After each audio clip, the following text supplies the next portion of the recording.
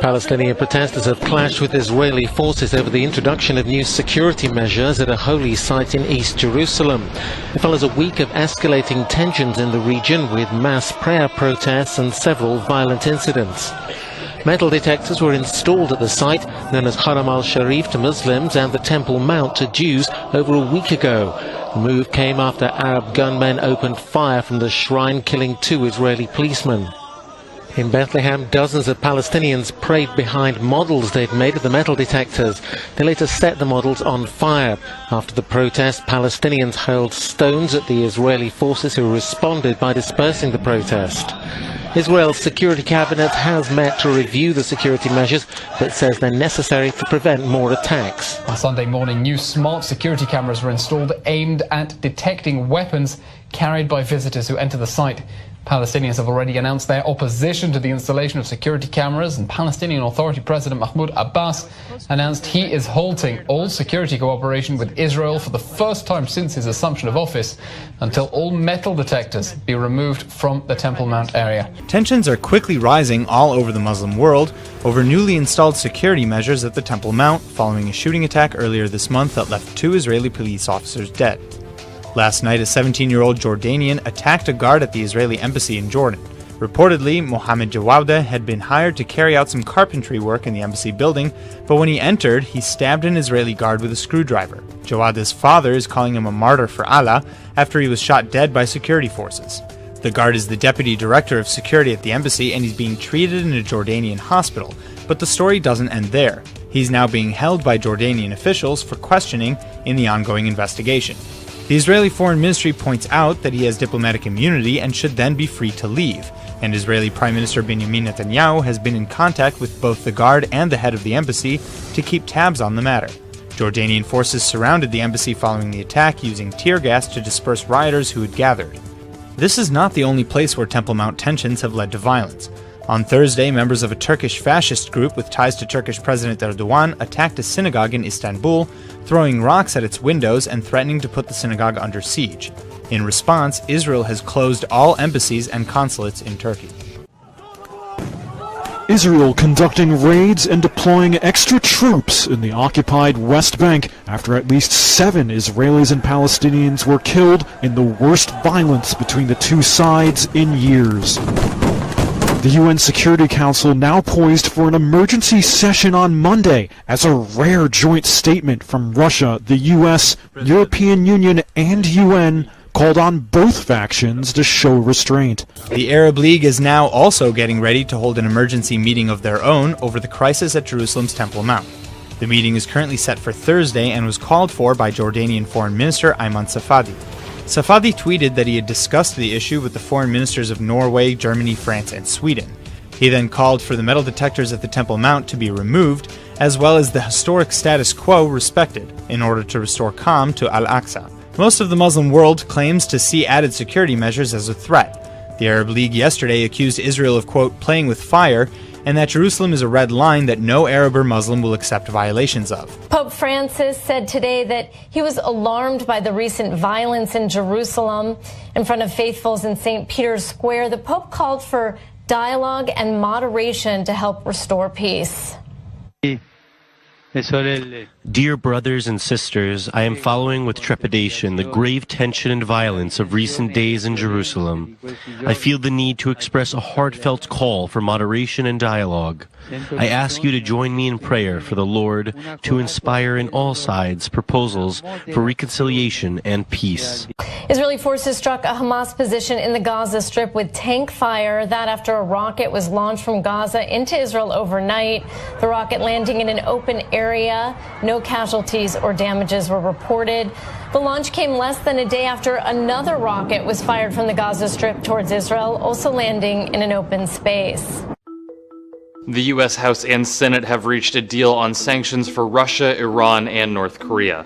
Last month, the Senate overwhelmingly passed legislation imposing sanctions that target Iran's ballistic missile program and expand U.S. sanctions on Russia for meddling in the 2016 presidential election. But the bill stalled in the House. Republicans raised procedural concerns over certain bill provisions and asked that it be revised. Leading Democrats accused Republicans of using procedure as an excuse to mask the fact that they're, quote, covering for a president who has been far too soft on Russia.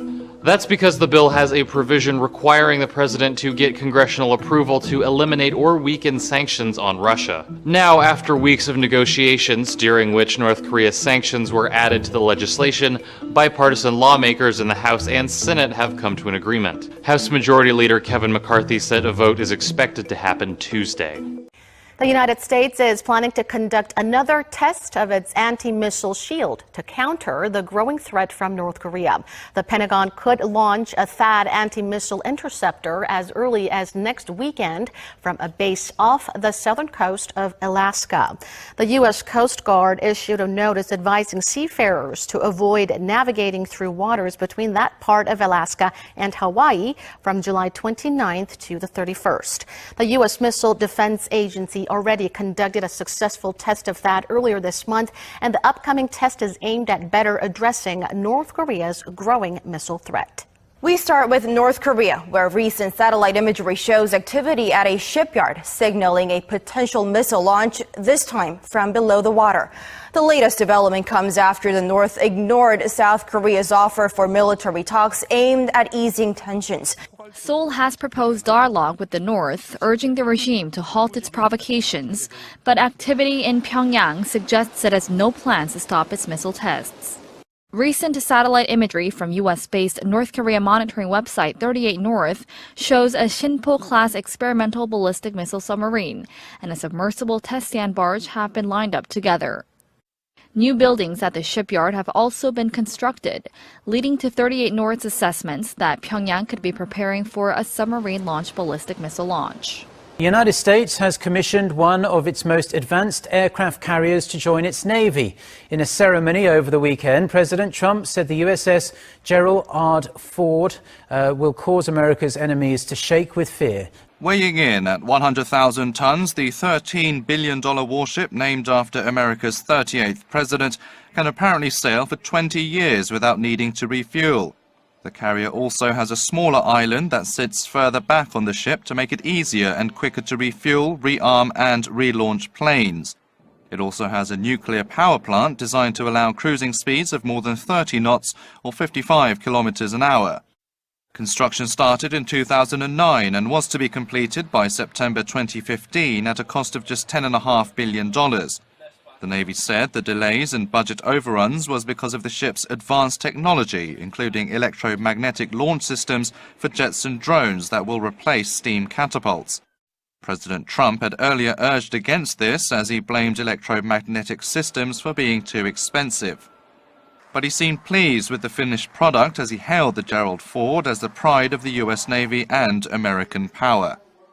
American steel and American hands have constructed a 100,000-ton message to the world. America might is second to none. Wherever this vessel cuts through the horizon, our allies will rest easy and our enemies will shake with fear, because everyone will know that America is coming and America is coming strong.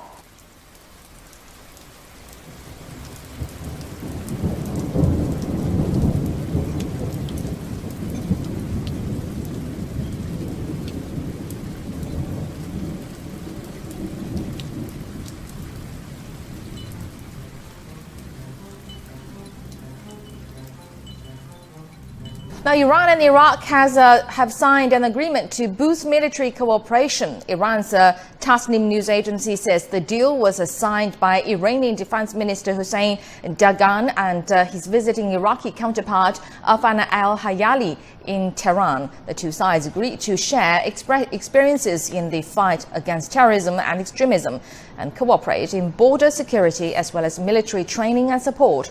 The Iranian minister hailed Iraq's counterterrorism achievements, particularly in the liberation of Mosul, and also pledged to continue to support Iraq to re-establish security and stability.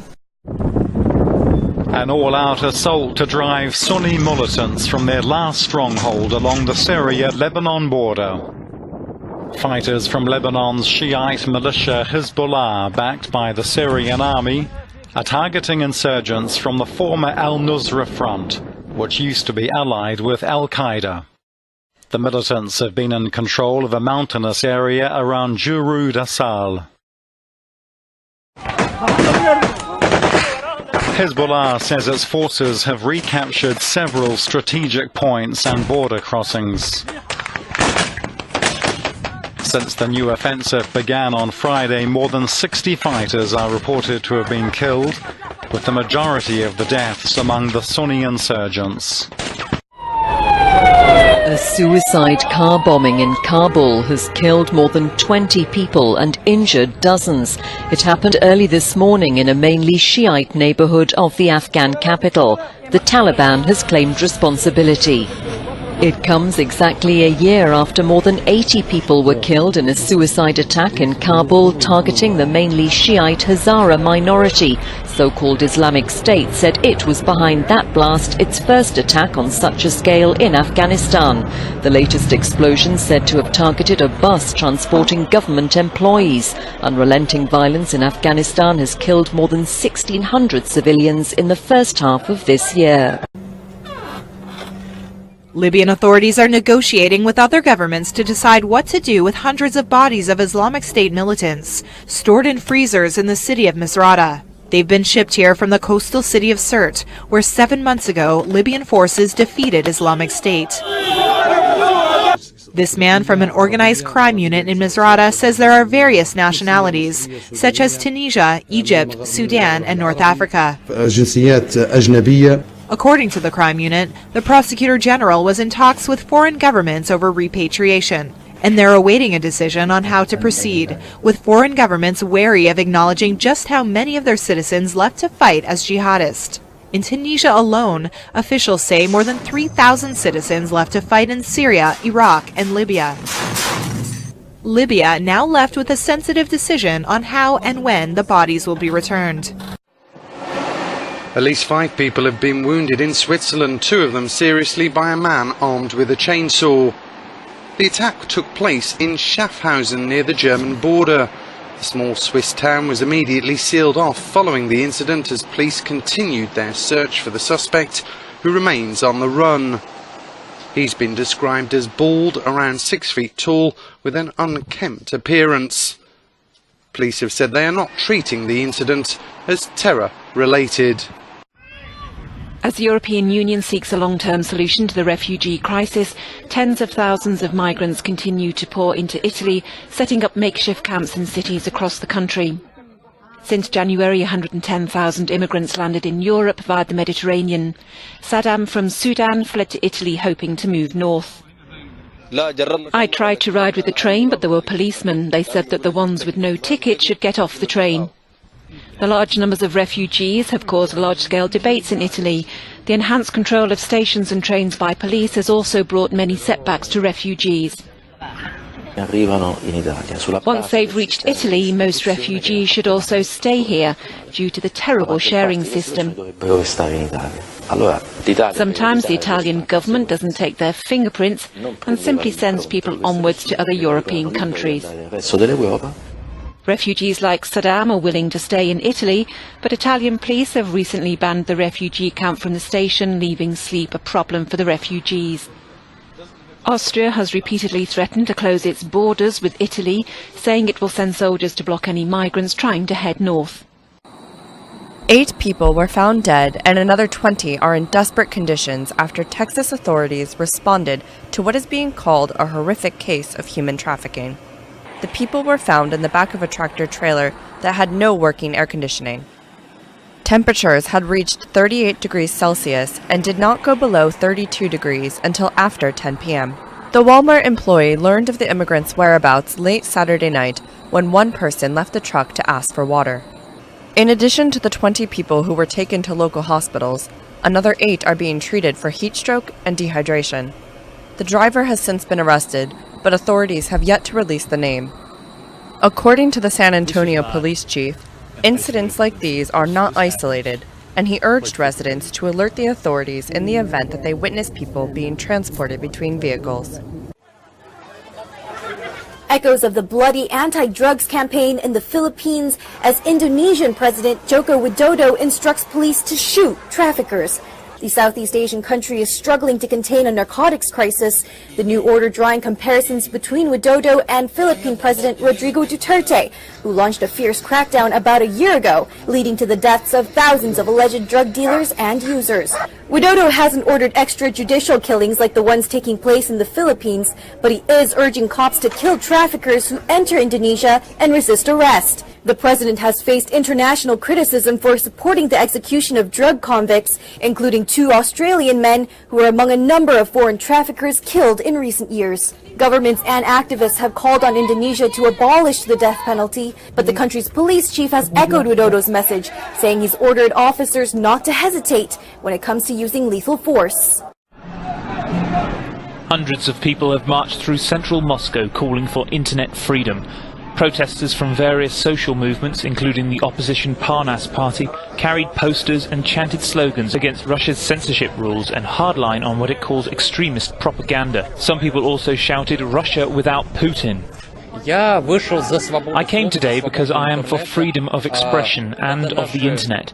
These are our ideas of liberty.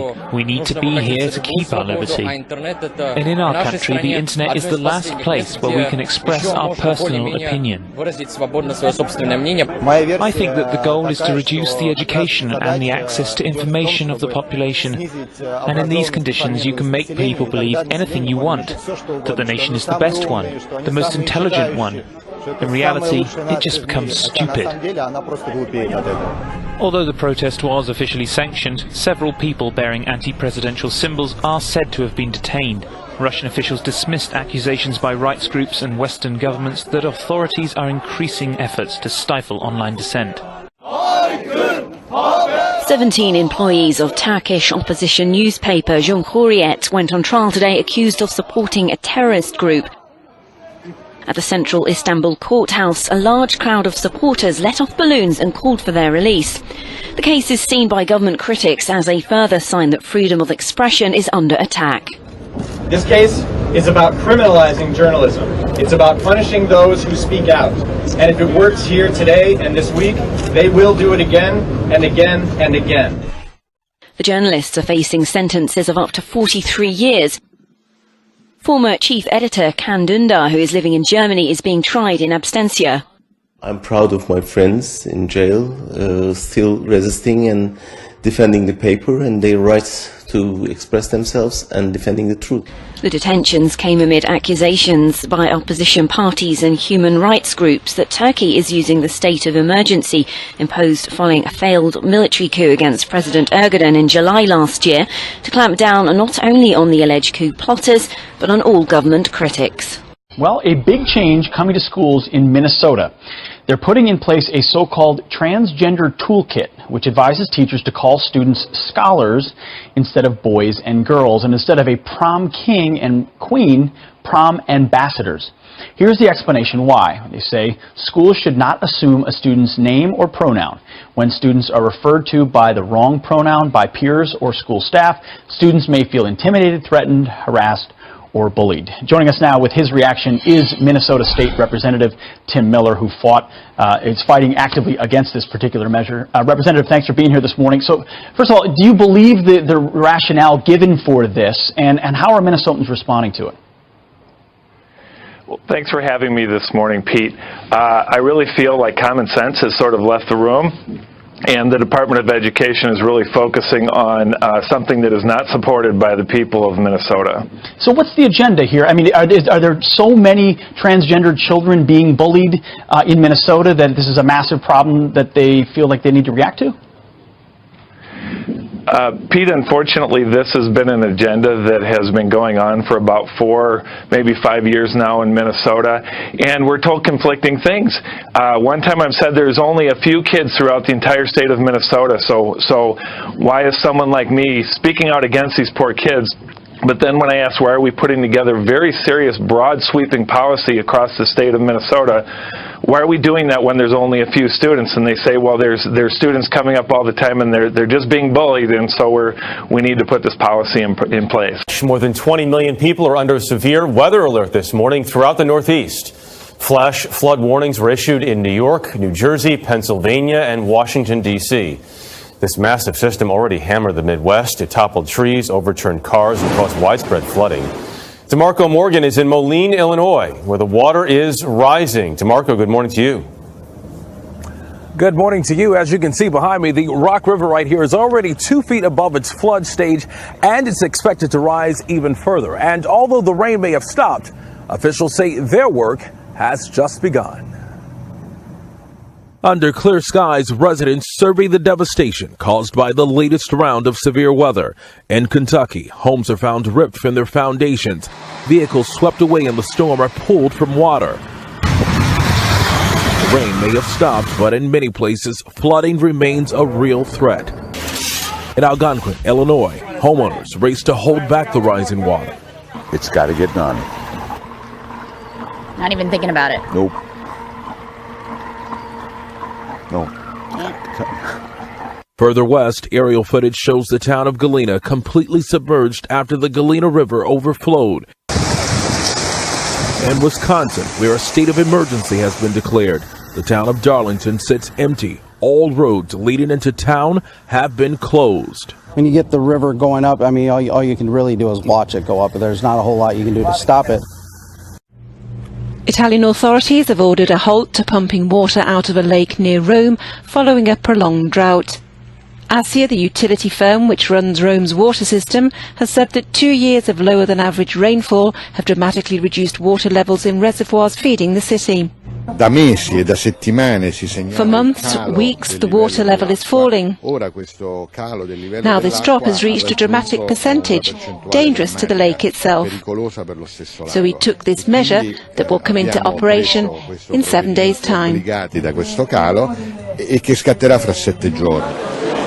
Earlier this month, the drinking fountains that dot the city were closed in an effort to safeguard supplies. Since then, there's been no let-up in above-average temperatures, with 2017 likely to be one of the hottest on record in Italy. It's the hottest day in 145 years in Shanghai. Shanghai's meteorological authority has consecutively issued 13 secondary alerts against high temperatures since July 12th. On Friday, the alert turned to red, the first degree, and the temperature rose to a record-breaking 40.9 degrees Celsius. Sunburns have caused the number of patients to double in the hospital.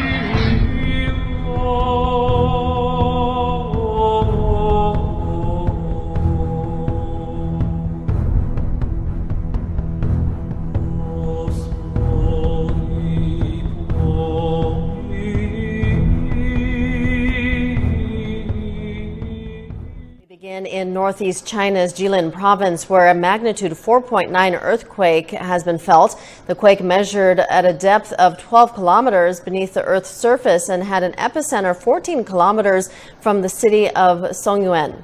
Both the nearby cities of Changchun and Harbin felt the earthquake's tremors. In response, 15 trains have been stopped due to safety concerns. So far, no casualties have been reported. Areas within a radius of 200 kilometers of the epicenter have experienced 36 earthquakes in the past 5 years. People are staying jittery in Greece as 2 aftershocks hit the country on Saturday night. Just after 8 p.m. Saturday local time, a 4.4 magnitude tremor shook the eastern Greek island of Kos. followed by another 4.6 magnitude earthquake. Hundreds of residents and tourists ran out from homes and restaurants and headed to the town's main square to stay as far away as possible from the buildings. These tremors are the aftershocks of a powerful 6.7 magnitude earthquake that shook the island and the Turkish city of Bodrum that killed 2 people, injuring 500. Those critically hurt were airlifted to hospitals, while experts are assessing the damage to its cultural monuments. This is Little Sunfish, and it's helping find nuclear waste in Fukushima. It's a remote-controlled robot fitted with 2 cameras, and a recent mission might have found nuclear debris at the focus of the cleanup effort. The Fukushima plant lost power after a tsunami hit Japan's coastline back in 2011. That caused the fuel rods to overheat and melt through their containment vessel. Last week, the bot made a trip into the Unit 3 reactor and took pictures of the damage. Some of the photos appear to show corium, melted nuclear fuel, and other materials that melted with it. It's a pretty big discovery. The ultimate goal is to find and clean up all that melted fuel, which could take as long as 40 years. Decommissioning the nuclear reactors will cost $72 billion, according to an official estimate.